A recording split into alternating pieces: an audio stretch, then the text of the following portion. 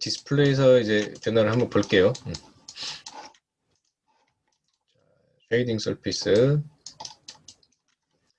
자, 그런데 지금 우리 이 보고 있는 거는 뭐예요? 그냥 디스플레이죠. GPU에서 그냥 보여주는 거예요. 이게 실제로 계산된 내용은 아니라는 거예요, 이게.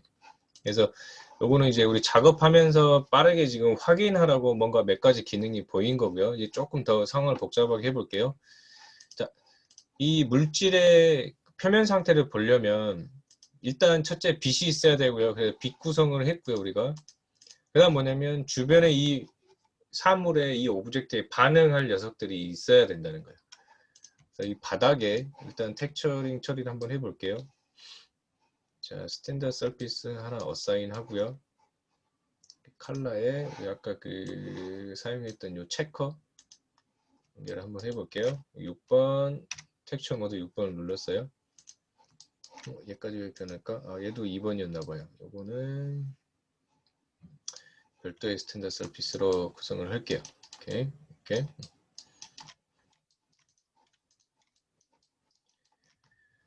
주고, 자, 여기서 이 머티리얼에 뭐 그 반응도 메탈리스 이런 걸 올려볼게요. 그랬더니 뭐가 조금 변하네요. 스페큘러도 웨이트가 올랐더니 하이게 돼요. 근데 뭔가 자세히 표현이 되진 않아요. 그죠?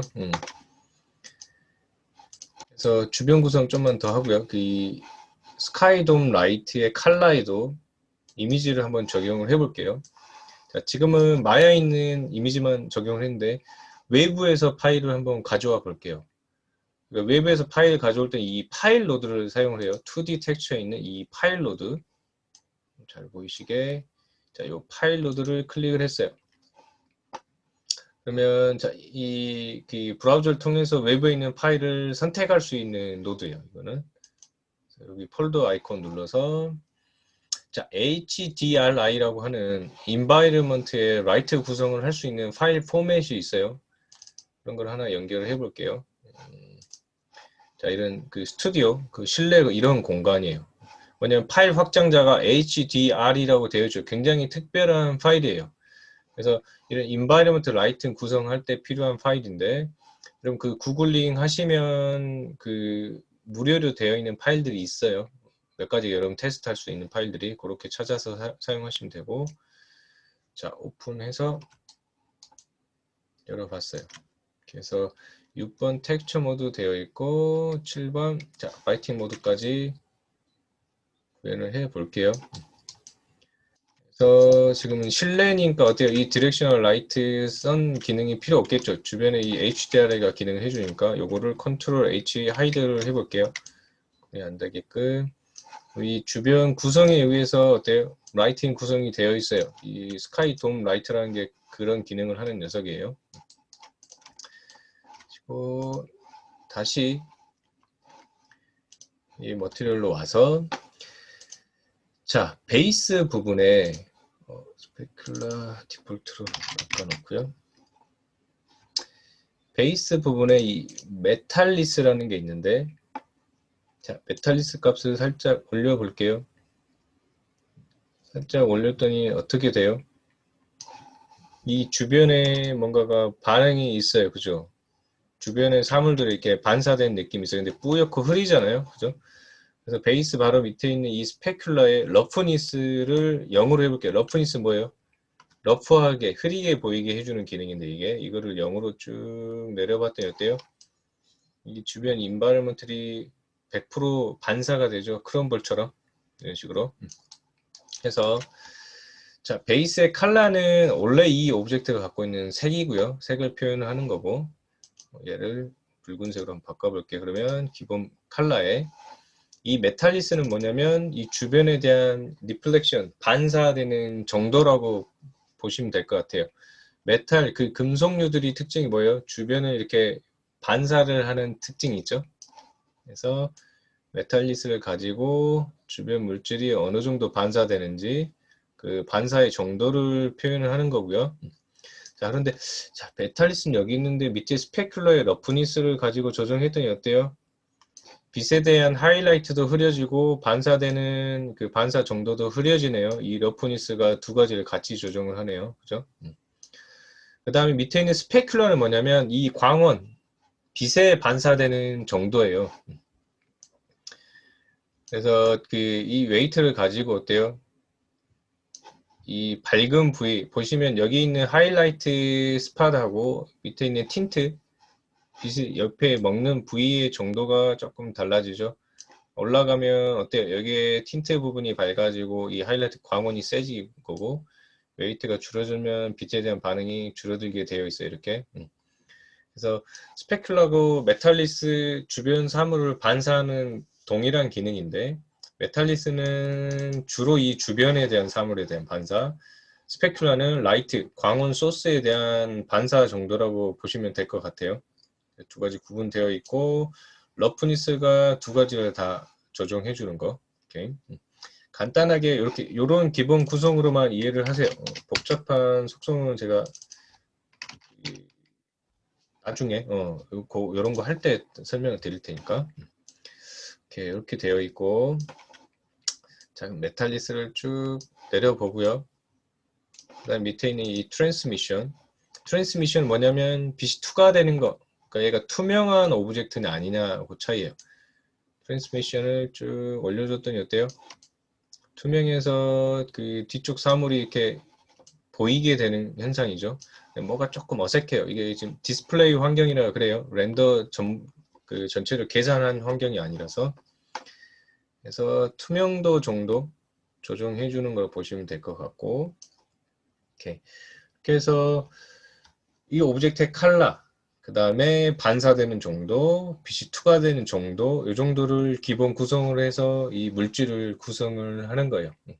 그래서 그런 기본 속성들로 되어 있어요. 더 어려운 개념들도 있는데 일단 여러분은 이런 기본 개념들 정도만 이해를 하고 계시면 될 것 같아요. 그래서 스탠다드 서피스의 베이스, 스페큘라, 트랜스미션 요 구성 가지고 이 오브젝트가 갖고 있는 질감을 표현하시면 될 것 같아요.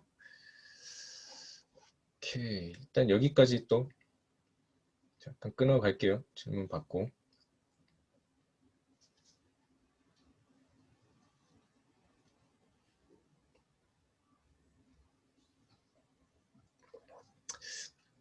여러분들이 좀 어려워 하시는 것 같아서 제가 갑자기 내용을 좀 축약을 하다 보니 방향성이 조금 애매해지긴 했어요, 지금.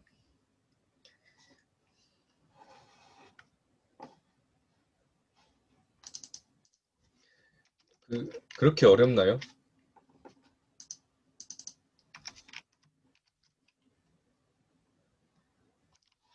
오케이, 네. 이거는 지금 최종 아웃풋이 아니에요. 지금 이제 그걸 할 건데 렌더뷰로 해서 계산된 결과치를 보여드리는 걸 할 거예요. 정확히는 모르겠지만 어쨌든 큰 맥락에서 이해는 되시죠, 여러분?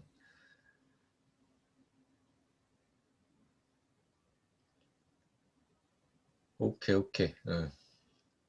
그래 이게 기본 개념인데 여러분들 너무 처음 접하는 개념이라 그러실 것 같아요. 오케이. 자, 그러면 한번 해볼게요. 내가 최대한 쉽고 기본적인 개념만 하고 있어요. 어려운 거 손 안 대고 있거든요. 자, 요게 지금 디스플레이 상태에서도 물질이 대충 어떤 느낌이고 어떻게 구현되는지가 확인이 되죠, 우리가. 그죠? 근데 이거는 렌더링이라고 해서 마야가 실제로 계산한 내용은 아니에요. GPU에서 실시간으로 보여줄 수 있는 정도를 보여준 거고, 이렇게 우리가 테스트를 한 다음에 이제 최종 아웃풋을 확인을 해야 되겠죠. 이게 렌더라고 하는 마야가 계산해서 내는 이미지의 결과체가 뭔가를 확인을 해야 되는데, 그거를 확인할 수 있는 게 이 렌더 뷰 창이에요. 지금 여기 보면 슬레이트 모양으로 되어 있는 것 중에 이렇게 두 번째 것, 맨 앞에 있는 게 오픈 렌더 뷰예요. 요거를 한번 눌러볼게요. 오픈 렌더 뷰를 했더니 렌더 뷰라는 윈도우 창이 하나 떠요. 실제로 이제 최종 아웃풋이 어찌 되는지 계산을 해주는 녀석이에요. 이게 이 슬레이트 맨 앞에 거를 눌렀어요. 그 다음에 자, 그러면 이 지금 현재 보고 있는 것을 계산을 한번 한 거를 이 창을 통해서 한번 보여주세요라고 렌더뷰, 자, 커런트 프레임, 현재 프레임 이 디스플레이 뷰를 렌더를 걸어주세요라고 이걸 한번 눌러볼게요.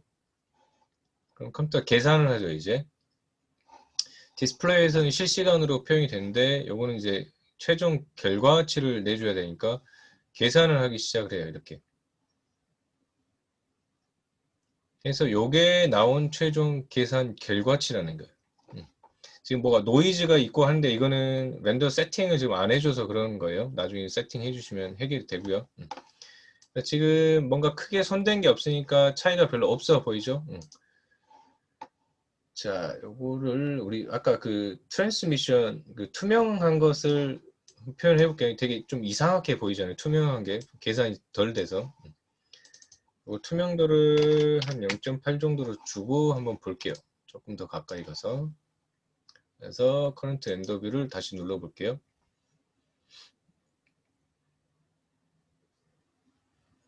네, 어때요? 지금 우리 디스플레이에서 보는 거하고는 굉장히 다른 이미지가 표현이 되죠, 이런 식으로.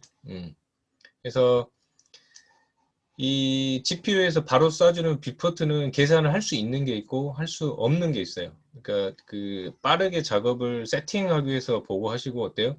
최종적인 마무리는 어쨌든 최종 결과치는 렌더 뷰에 와서 여러분들이 보셔야 된다는 거예요. 그래서 렌더 뷰 기능을 조금 더 설명을 드릴게요. 자, 요게 이제 재계산하는 거 변화치 값을 다시 계산하는 기능이 있고요. 그다음에 여러분한테 필요한 거 정도 한번 해볼게요. 그다음에 기본 렌더러 세팅, 마이너 렌더러인데 이게 아놀드가 지금 기본으로 되어 있어서 아놀드 세팅. 그다음에 이제 실시간으로 볼 수 있는 IPR 뷰를 한번 볼게요. 자, IPR을 클릭을 했어요. 계속 계산을 하죠. 그런데 여기서 뭔가 값을 변화를 줘볼게요. 가장 간단한 이 컬러의 변화를 줘볼게요. 컬러의 변화 줬더니 어때요? 지금 디스플레이만큼은 아니지만 어때요? 변화 값을 바로 반응을 해주려고 해요. 그러면서 계산은 계속 하고 있어요, 지금. 계산해서 퀄리티는 올리고 있지만 뭔가 이렇게 변화가 되면 어때요? 변화를 그 체인지 돼서 계산을 다시 시작하는 이 모드가 IPR 뷰예요. 실시간 모드.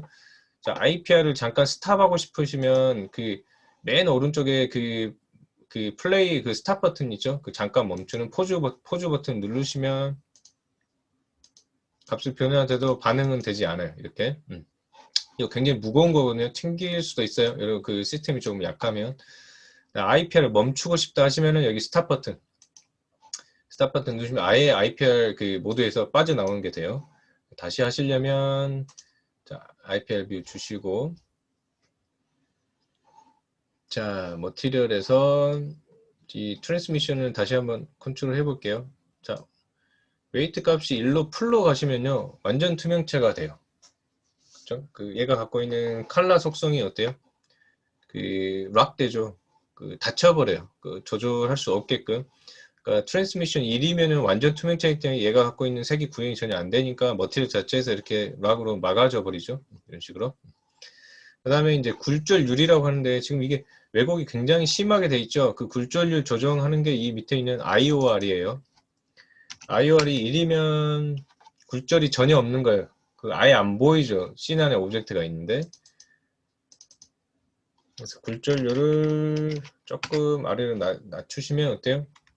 1보다 작아지면 이제 오목한 그 수치의 변화가 돼요. 조금씩 낮춰주면 이런 식으로 뒤에 그 걸리는 이미지가 이렇게 작게 걸리게 되고 값이 커질수록 이보다 커지면 어때요? 뒤에 그림이 크게 들어오죠. 볼록 렌즈의 개념이 되는 거죠. 이렇게 해서 수치가 조금만 변화가 돼도 굉장히 크게 변화가 일어나요. 그래서 투명한 오브젝트 조정의 그 가장 중요한 것은 그 스페큘라의 아니 그 트랜스미션의 웨이트 정도, 투명한 정도고요. 투명한 정도에 따라서 본색이 드러나냐 안 드러나냐 차이가 나고 IOR을 통해서 스페큘라인 IOR이 같이 먹는 거예요. 리플렉션 되는 거고. 그래서 굴절율 정도를 IOR에서 조정을 하실 수가 있어요. 이렇게. 오케이. 이 정도 개념에서 이해를 하시면 될 것 같아요. 그럼 여러분 금속 형태 메탈 갖고 있는 거. 자, 메탈리스가 올라가면 어때요? 얘가 투명해서 되는 투과도가 또 없어지죠. 금속 중에 투명한 녀석은 없으니까.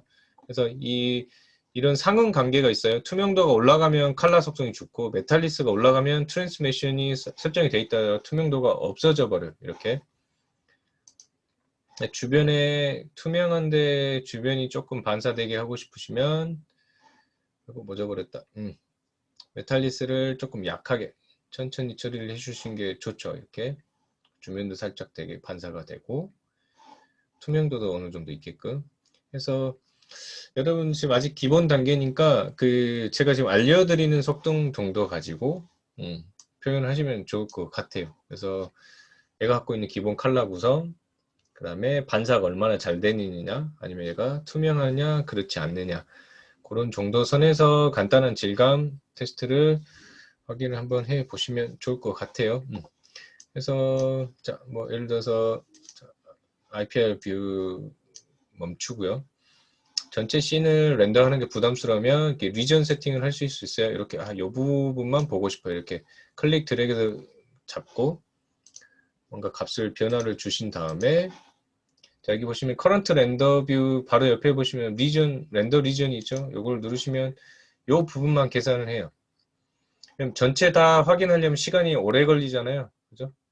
그래서 이렇게 그 일정 에어리어만 그 확인하고 싶으실 때 에어리어를 선택하시고 렌더뷰 옆에 있는 거 리전 렌더를 하시면은 그 부분만 이렇게 결과치를 확인하실 수 있어요. 다시 이걸 커런트 렌더 뷰를 누르시면 전체를 다시 계산을 해주죠. 이런 식으로. 그 다음에 전에 렌더했던 것과 그 다음 거를 비교를 하고 싶어요. 그럴 때는 여기 이미지를 저장하는 기능이 있어요. Keep 이미지. 했더니 아래 슬라이드 바가 하나 생성됐죠. 그 다음에 이거를 컬러를 초록색으로 바꿔봤어요. 다시 렌더.